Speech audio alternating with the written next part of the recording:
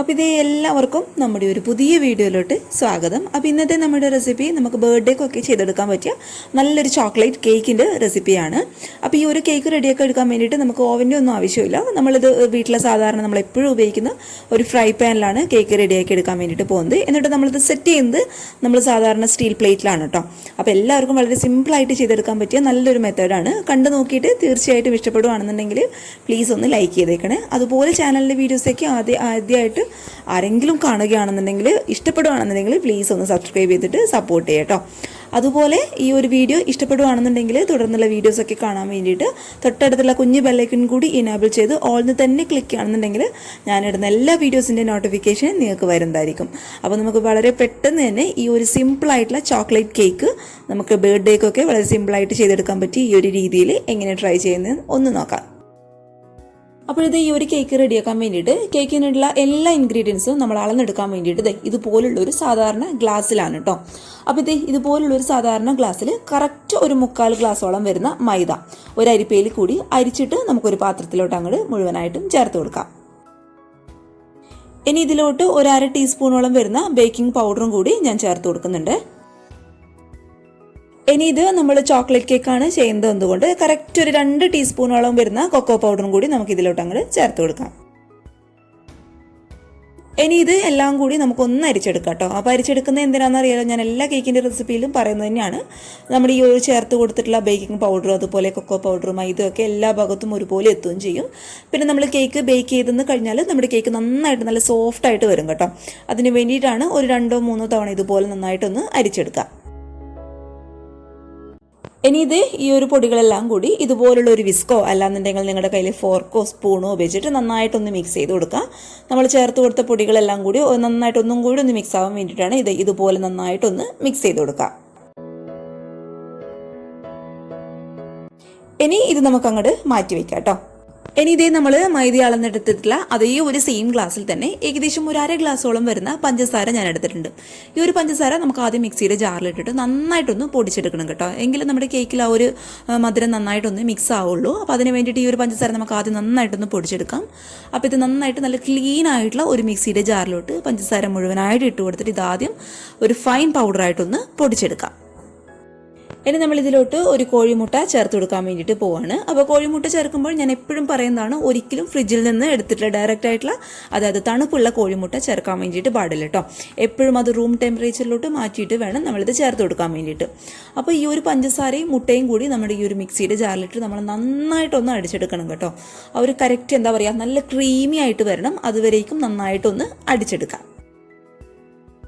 ഇനി നമ്മൾ ചേർത്ത് കൊടുത്തിട്ടുള്ള ആ ഒരു മുട്ടയുടെ മണം കറക്റ്റായിട്ടൊന്ന് ബാലൻസായി കിട്ടാൻ വേണ്ടിയിട്ട് ഒരു 1/2 ടീസ്പൂണോളം വരുന്ന വാനില എസൻസും കൂടി ചേർത്ത് കൊടുത്തിട്ട് നമുക്ക് നന്നായിട്ടൊന്ന് അടിച്ചെടുക്കാം കേട്ടോ. അപ്പോൾ വാനില എസൻസ് ചേർത്ത് കൊടുത്തിട്ട് നമ്മൾ അടിച്ചെടുത്തതിന് ശേഷം പിന്നെ നമ്മൾ ഇതിലോട്ട് ചേർത്ത് കൊടുക്കാൻ വേണ്ടിയിട്ട് പോകുന്നത് നമ്മൾ ഏത് ഗ്ലാസ്സിലാണോ മൈദ ഒക്കെ അളന്നെടുത്തത് അതേ ഒരു സെയിം ഗ്ലാസ്സിൽ തന്നെ ഒരു 1/4 ഗ്ലാസോളം വരുന്ന വെജിറ്റബിൾ ഓയിലാണ് കേട്ടോ. അപ്പോൾ ഫ്ലേവർ ഇല്ലാത്ത ഏത് ഓയിൽ വേണമെങ്കിലും ഉപയോഗിക്കാം. പിന്നെ നമ്മൾ ഈ ഒരു കേക്കിൽ ചേർത്ത് കൊടുക്കാൻ വേണ്ടിയിട്ട് പോകുന്നത് ഒരു 1-2 ഡ്രോപ്പ് അല്ലാന്നുണ്ടെങ്കിൽ ഒരു 3-4 ഡ്രോപ്പ് ആയിക്കോട്ടെ നാരങ്ങ നീരാണ്, അതായത് ലെമൺ ജ്യൂസ് ആണ് കേട്ടോ. അപ്പോൾ ഇതിന് പകരമായിട്ട് നിങ്ങൾക്ക് വേണമെന്നുണ്ടെങ്കിൽ വൈറ്റ് വിനേഗറും ഇതേ ഒരു സെയിം ക്വാണ്ടിറ്റിയിൽ ഉപയോഗിക്കാം. പിന്നെ നമ്മൾ ഇതെന്തിനാണ് ഉപയോഗിക്കുന്നത് വെച്ചാൽ നമ്മൾ ചേർത്ത് കൊടുത്തിട്ടുള്ള ആ ഒരു മുട്ടയുടെ പണം ഒന്നും കൂടി ഒന്ന് ബാലൻസായി കിട്ടാൻ വേണ്ടിയിട്ടും പിന്നെ ആ ഒരു കേക്ക് നന്നായിട്ട് നല്ല സോഫ്റ്റായിട്ട് വരാൻ വേണ്ടിയിട്ടാണ് വിനേഗറോ അല്ലാന്നുണ്ടെങ്കിൽ ലെമൺ ജ്യൂസും ഉപയോഗിക്കുന്നത്. പിന്നെ നമ്മൾ ഇതിട്ടിട്ട് ഈ ഒരു ഓയിലും ഈ ഒരു വിനേഗറും അല്ലാന്നുണ്ടെങ്കിൽ ലെമൺ ജ്യൂസും ഒഴിച്ചു കൊടുത്തതിന് ശേഷം ഒരുപാട് നേരിട്ട് അങ്ങോട്ട് ബ്ലെൻഡ് ചെയ്തെടുക്കേണ്ട ആവശ്യമില്ല. ജസ്റ്റ് ഒരു 1-2 തവണ മാത്രം ഒന്ന് വിപ്പ് ചെയ്തെടുത്താൽ മതി. അപ്പോഴിത് അടിച്ചെടുത്തിട്ടുള്ള ഈ ഒരു മിക്സ് കംപ്ലീറ്റ് ആയിട്ട് ഇതുപോലുള്ളൊരു പാത്രത്തിലോട്ട് ഞാൻ അങ്ങോട്ട് മാറ്റി കൊടുക്കുകയാണ്. പിന്നെ മാറ്റി കൊടുക്കുന്നതിന് മുന്നേ ശ്രദ്ധിക്കുക, നമ്മുടെ പാത്രം എന്ന് പറയുന്നത് നന്നായിട്ട് നല്ല ക്ലീൻ ആയിരിക്കണം. ഒരു തരി പോലും വെള്ളം ഉണ്ടാകാൻ പാടില്ല കേട്ടോ. വെള്ളം ഉണ്ടായി കഴിഞ്ഞാൽ നമ്മുടെ കേക്ക് അങ്ങോട്ട് നന്നായിട്ട് വരില്ല. അതുകൊണ്ടാണ് അത് പ്രത്യേകം ഒന്ന് എടുത്തു പറഞ്ഞത്. ഇനി നമ്മൾ നേരത്തെ അരിച്ചു മാറ്റി വെച്ചിട്ടുള്ള ആ ഒരു പൊടി നമുക്ക് കുറച്ചായിട്ട് ഈ ഒരു മിക്സിലോട്ട് ഇട്ട് കൊടുക്കാം. അപ്പോൾ ഇട്ട് കൊടുക്കുന്ന സമയത്ത് എല്ലാം കൂടി ആ ഒരു പൊടി ഒരുമിച്ചിടേണ്ട ആവശ്യമില്ല കേട്ടോ.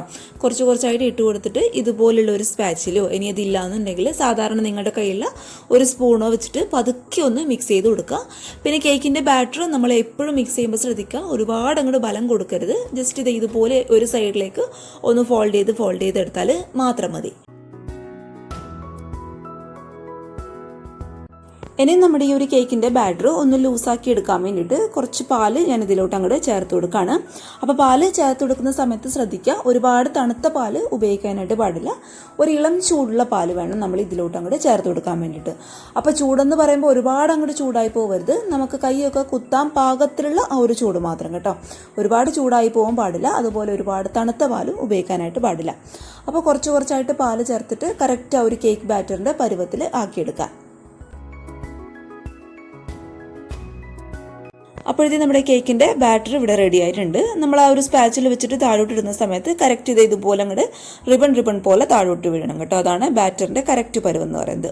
ഇനി നമ്മൾ ഇതുപോലുള്ളൊരു ഫ്രൈ പാനിലാണ് നമ്മുടെ കേക്ക് ബേക്ക് ചെയ്തെടുക്കാൻ വേണ്ടിയിട്ട് പോകുന്നത്.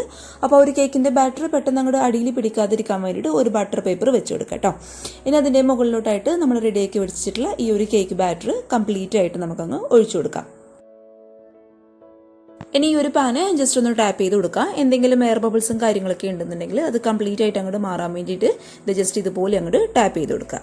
ഇനി സ്റ്റൗവിൽ ഇതുപോലുള്ളൊരു പാന് 5 മിനിറ്റ് ഹൈ ഫ്ലെയിമിൽ വെച്ചിട്ട് നന്നായിട്ടൊന്ന് ചൂടാക്കി എടുത്തോളൂ. അതിനുശേഷം നമ്മൾ റെഡിയാക്കി വെച്ചിട്ടുള്ള ഈ ഒരു കേക്ക് ബാറ്ററിൻ്റെ പാൻ ഉണ്ടല്ലോ, അത് ഇതിൻ്റെ മുകളിലോട്ടായിട്ട് അങ്ങോട്ട് വെച്ച് കൊടുക്കാം. ഇനി ഇത് നന്നായിട്ട് അടച്ച് വെച്ചിട്ട് എന്തെങ്കിലും വെയിറ്റ് ഉള്ളത് ഇതുപോലെ അങ്ങോട്ട് വെച്ച് കൊടുക്കും കേട്ടോ. അങ്ങനെ വെക്കുന്ന സമയത്ത് നമ്മുടെ കേക്ക് അങ്ങോട്ട് പെട്ടെന്ന് വെന്ത് കിട്ടും. അപ്പോൾ അതിന് വേണ്ടിയിട്ട് എന്തെങ്കിലും വെയിറ്റ് ഉള്ളത് ഇതുപോലെ അങ്ങോട്ട് വെച്ച് കൊടുത്താൽ മതി.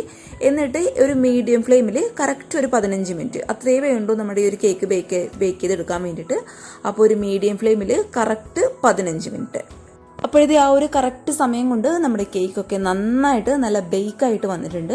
ഇതിങ്ങനെ തന്നെ കഴിക്കാൻ വേണ്ടിയിട്ട് നല്ല ടേസ്റ്റാണ് കേട്ടോ. അപ്പോൾ പ്രത്യേകിച്ച് ആ ഒരു ചോക്ലേറ്റ് ഫ്ലവേഴ്സിനൊക്കെ നമ്മളിതിൽ ക്രീം ചേർക്കേണ്ട ആവശ്യമൊന്നുമില്ല, ഇങ്ങനെ കഴിക്കാൻ വേണ്ടിയിട്ടും നല്ലൊരു ടേസ്റ്റ് തന്നെയാണ്. അപ്പോൾ ഈ ഒരു കേക്കിൻ്റെ ചൂടൊക്കെ കംപ്ലീറ്റ് ആയിട്ടൊന്ന് മാറിയതിന് ശേഷം നമുക്ക് ഈ ഒരു ബട്ടർ പേപ്പർ പതുക്കെ അങ്ങോട്ട് മാറ്റി കൊടുക്കാം.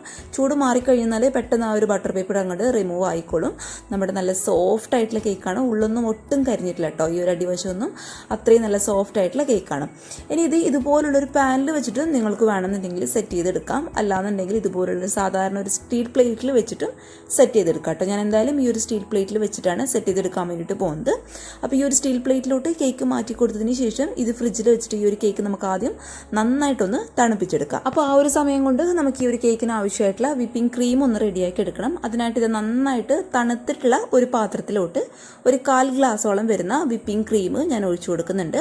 അപ്പോൾ ആ ഒരു ക്രീമിൽ ഒട്ടും കട്ടകളൊന്നും ഉണ്ടാവാൻ പാടില്ല കേട്ടോ. നമ്മളിത് റെഡിയാക്കി എടുക്കുന്നതിന് ഒരു 2 മണിക്കൂർ മുന്നേ ഫ്രീസറിൽ നിന്നെടുത്തിട്ട് ക്രീം എടുത്തിട്ട് പുറത്ത് വയ്ക്കുക കേട്ടോ. എന്നിട്ട് മാത്രം ഉപയോഗിക്കാം.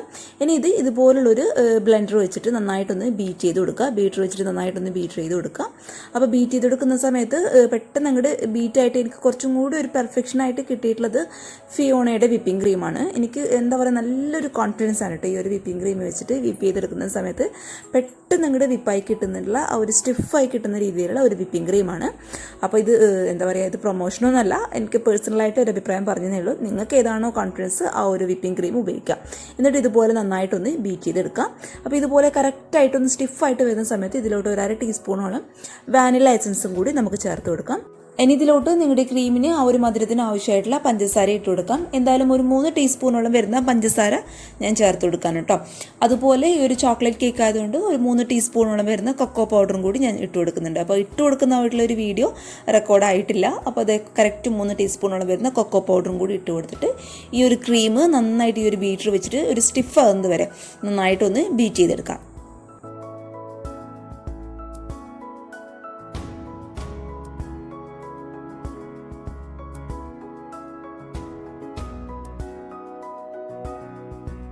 അപ്പോഴത്തേക്കും നമ്മുടെ ക്രീം ഇവിടെ നന്നായിട്ട് സ്റ്റിഫായിട്ട് വന്നിട്ടുണ്ട്. ഇനി ഇതൊരു 5 മിനിറ്റ് ഫ്രിഡ്ജിൻ്റെ നോർമൽ റാക്കിൽ വെച്ചിട്ട് നമുക്കിത് ഈ ഒരു ക്രീം ഒന്ന് തണുപ്പിച്ചെടുക്കാം.